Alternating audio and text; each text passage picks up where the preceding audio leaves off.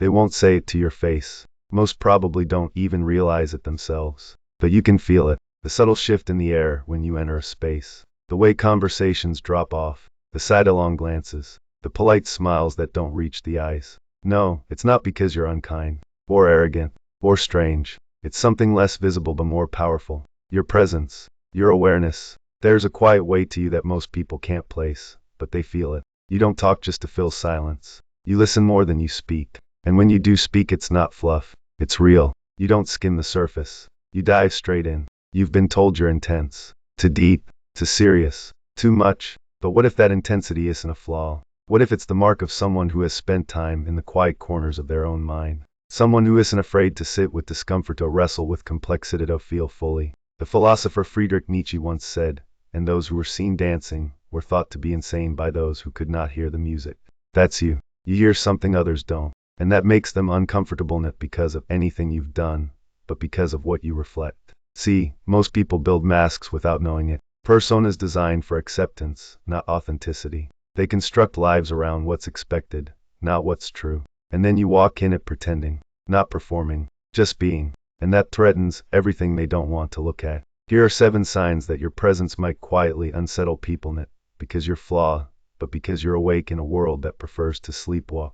Sign 1. You make people pause before speaking. You've probably noticed it. People hesitate. They search for the right words. It's not fear. It's not awkwardness. It's the weight of being seen. Your presence invites reflection and that can feel like pressure to those used to reacting without thinking.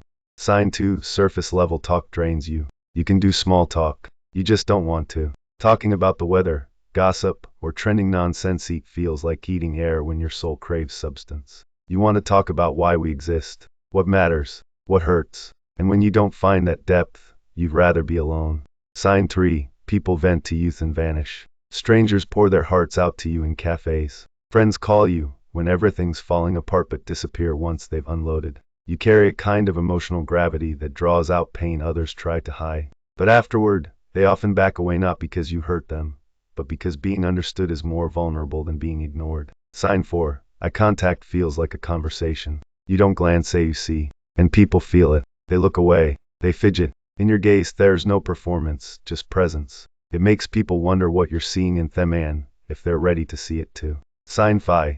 You don't fit social molds, and that unsettles people. You're not predictable. You don't conform just to be liked. You're not driven by ego, but by meaning. And that kind of clarity, it disrupts the unwritten rules of social survival. You remind people there's another way to live, and that's both inspiring and terrifying. Sign 6. People mislabel your solitude as arrogance. You enjoy your own company. You recharge in stillness. You're not avoiding others, you're protecting your energy. But people often assume you're aloof or disinterested. In truth, your boundaries are a form of respect for yourself and for others. You don't fake connection, and you don't chase it either. Sign 7. You've become the villain in someone else's story without doing anything wrong. You walked into their life with honesty, with openness, with no hidden agenda. But somehow it became twisted. They projected their fear, their jealousy, their unfinished pain into you.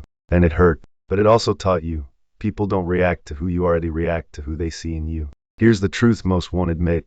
The deeper your self-awareness, the more disruptive your presence becomes. Not because you impose it, but because you embody it. You challenge people simply by existing without masks. And not everyone is ready for that kind of freedom. So if you feel like you don't fit in, maybe you weren't meant to. Maybe you're here to remind people of who they were before the world told them to be. Not everyone will like you. Not everyone will stay. But those who die will see you. And that's worth everything.